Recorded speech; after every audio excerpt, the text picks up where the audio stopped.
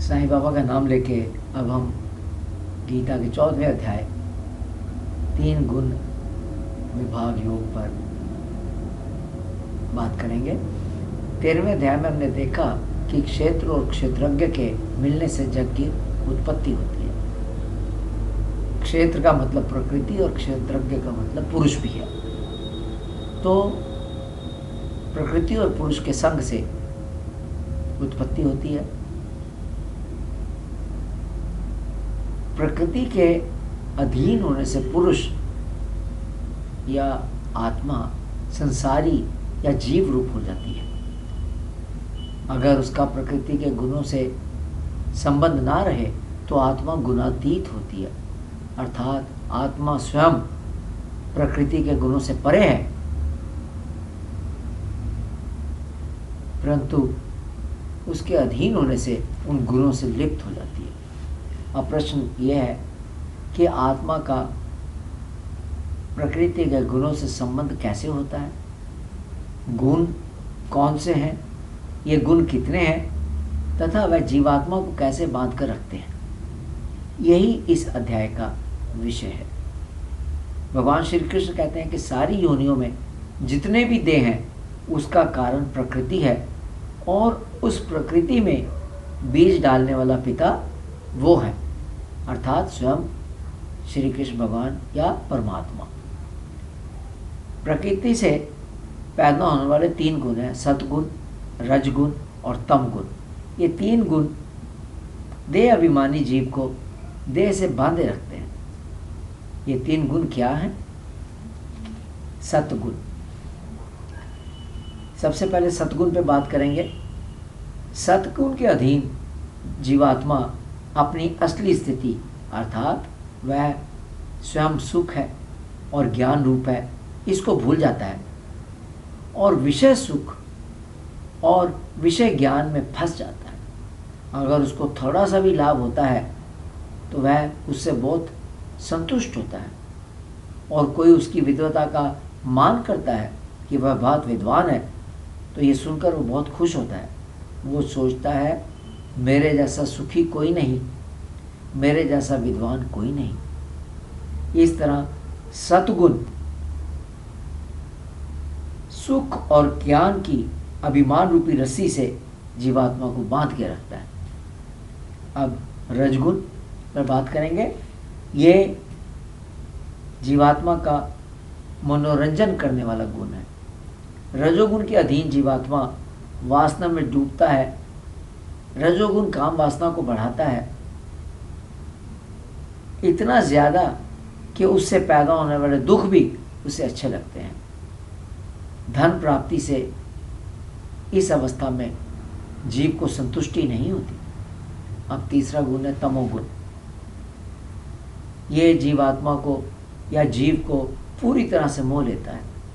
व्यक्ति देह को आत्मा समझता है। आलस्य, अविवेक, इंद्रियों में जड़त्व, निद्रा, आत्मा पूरी तरह से इन अवगुणों से, तमोगुण से बंध जाती है। श्री कृष्ण भगवान कहते हैं कि सतगुण, रजगुण और तमगुण ये मन की अवस्थाएं हैं जो बदलती रहती हैं। सतगुण सुख में नियुक्त करता है, रजगुण हमें कर्मों में लगाता है और उनमें आसक्त करता है। तमगुण विवेक और ज्ञान को ढक देता है। कभी सतगुण ऊपर उठता है, बाकी 2 गुणों को दबा देता है, रजगुण और तमगुण को दबा देता है। कभी रजगुण ऊपर उठता है, वो भी सतगुण और तमगुण को दबाकर ऊपर उठता है, और कभी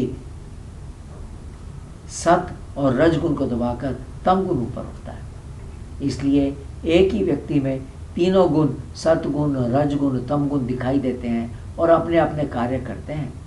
जब सतगुण पड़ता है तब सब इंद्रियां विवेक पूर्वक व्यवहार करती हैं। विषय सुख की वासना नष्ट होती है।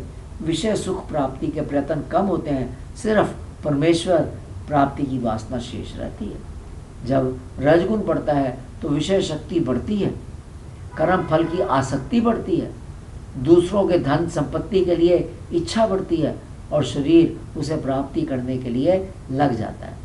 मन में अशांति का निर्माण होता है। तमोगुण की वृद्धि होने से अविचार बढ़ता है। निषिद्ध कर्म करने में रुचि होती है। व्यक्ति कर्म करने में आलसी होता है।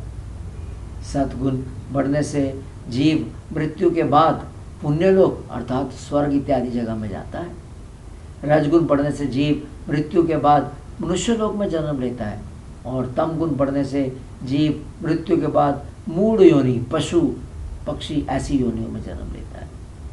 सत्वगुण पुण्य करने से निर्मल सात्विक फल मिलता है। अगर हम पुण्य कर्म करेंगे, सत्व वाले पुण्य कर्म करेंगे तो निर्मल सात्विक फल मिलता है। रज कर्म का फल दुख प्राप्ति है तथा तम गुण के कर्मों का फल अविवेक है। जब जीव ये समझ आता है कि प्रकृति के गुणों के अलावा कर्मों का कर्ता दूसरा कोई नहीं है तथा आत्मा केवल गुणों की साक्षी है परंतु गुणों से परे है, तो ऐसा व्यक्ति प्रभु को प्राप्त होता है। श्री ज्ञानेश्वर जी समझाते हुए बताते हैं कि जैसे ईख अर्थात गन्ना बाहर से एक जैसा दिखने के बावजूद भी अलग अलग ईख में मीठापन अलग अलग होता है, उसी तरह ये तीन गुण ही अंतःकरण सहित देह रूप होते हैं। यानी कि देह के माध्यम से ही सतगुण, रजगुण, तम गुण ये भाव प्रकट होते हैं, और जीवात्मा गुणों से बंधा होने के बावजूद उसके मोक्ष प्राप्ति करने में कोई कमी नहीं रहती। वह मोक्ष प्राप्ति कर सकता है, परंतु इसके लिए जीवात्मा को अपने आप को गुणों से अलग करना होता है। अर्जुन श्री कृष्ण भगवान से पूछते हैं कि गुणों से अलग हुए व्यक्ति को कैसे पहचान सकते हैं। भगवान श्री कृष्ण कहते हैं कि सतगुण की स्थिति में सुखी मानना, रजगुण में ज़्यादा कर्म करने की प्रवृत्ति तथा मोह, और तमगुण बढ़ने पर अविवेकी होना, ये सब उत्पन्न होने पर भी गुणातीत पुरुष इनका द्वेष नहीं करता तथा जब ये प्रवृत्तियां नष्ट हो जाती हैं तो उनकी इच्छा भी नहीं करता। वह इन सब का साक्षी होकर उदासीन व्यक्ति जैसा रहता है। ज्ञानी पुरुष जानता है कि प्रभु की सत्ता से गुण अपनी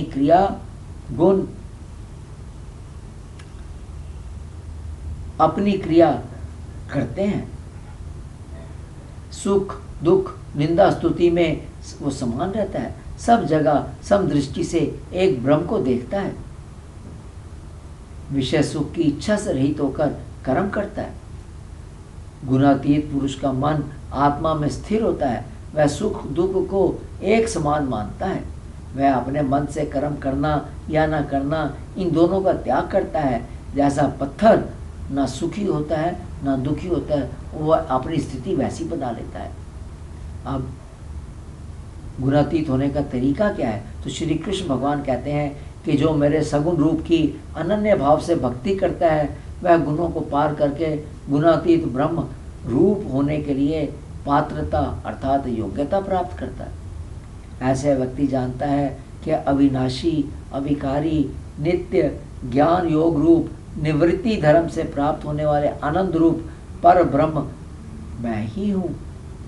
ऐसा विचार या ऐसी सोच अपनाना है कि हम परमेश्वर से अलग नहीं हैं। ये अभेद प्रेम दृष्टि ही भक्ति है। तो जो बात मुख्य रूप से इस अध्याय से निकल कर आती है वह ये है कि हमें यह समझ लेना चाहिए कि मुख्यतः प्रकृति के गुणों के कारण ही कर्म होते हैं तथा आत्मा का इससे कुछ लेना देना नहीं, वह केवल इन कर्मों का साक्षी है। अतः कर्म होते वक्त वह चाहे हमारी सात्विक अवस्था या राजसी अवस्था या तामसिक अवस्था में किया जाए, हमें उन कर्मों में सम रहना चाहिए, ना उनकी इच्छा करनी चाहिए ना उनसे द्वेष करना चाहिए। परंतु यह स्थिति हम तभी प्राप्त कर सकते हैं जब हम प्रभु की अनन्य भक्ति करें। तो ये यहाँ पर समाप्त करते हैं। सुनने के लिए बहुत बहुत